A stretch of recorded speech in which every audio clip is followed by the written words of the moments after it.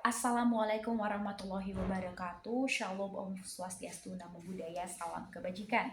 Saya Marisa Pintauli Lumban Gaul dengan NIM 220510276 ingin menyampaikan hasil analisis kasus saya mengenai pembatalan paten. Nah, dalam posisi kasus kali ini yaitu antara PT Cinta Sentul Raya dengan PT Toilan Indonesia, di mana PT Toilan dan PT Cinta Sentul Raya merupakan perusahaan yang sama yang memproduksi produk insulansi panas untuk keperluan industri di Indonesia.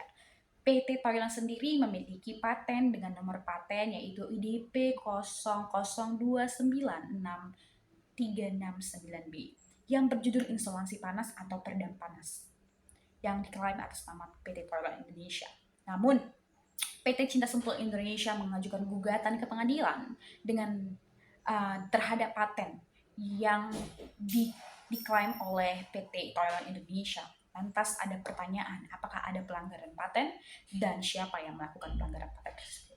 Menurut analisis saya, pelanggaran paten itu dilakukan oleh PT Toilan Indonesia.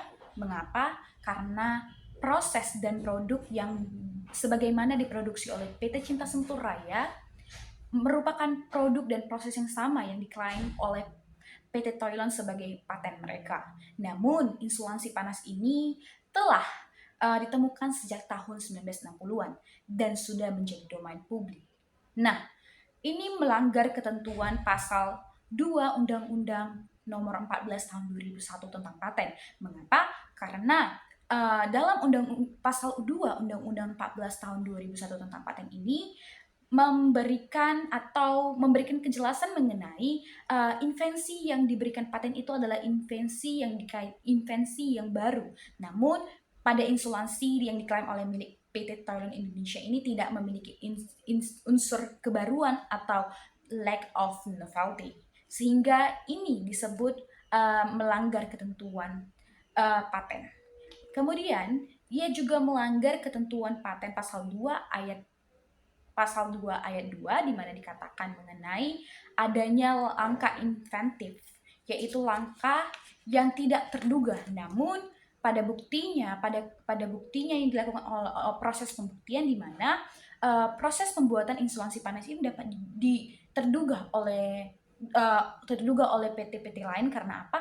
Karena sudah menjadi milik domain publik sehingga tidak memenuhi unsur pasal 2 ayat 2 Undang-Undang Nomor 14 Tahun 2001 tentang paten.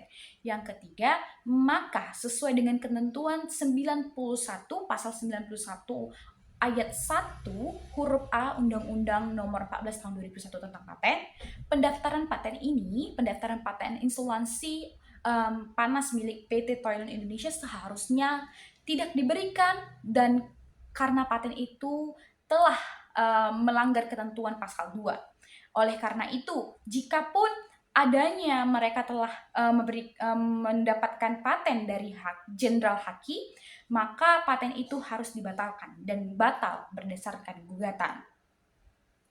Dari kesimpulannya yang saya dapat dari analisis kasus ini ialah pada kasus ini adanya pelanggaran yang dilakukan oleh PT Toilan Indonesia, di mana PT Toilan Indonesia yaitu paten mereka mengenai insulansi panas atau peredam panas telah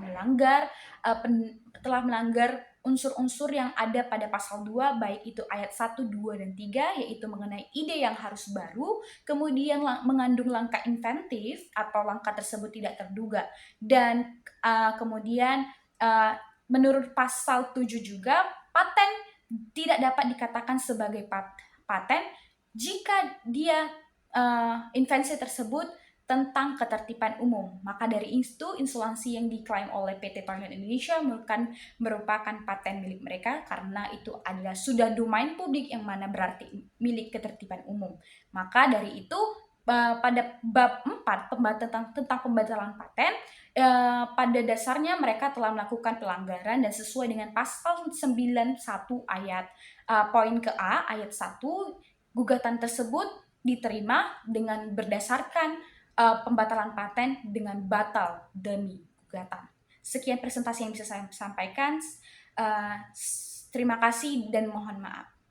Sampai jumpa.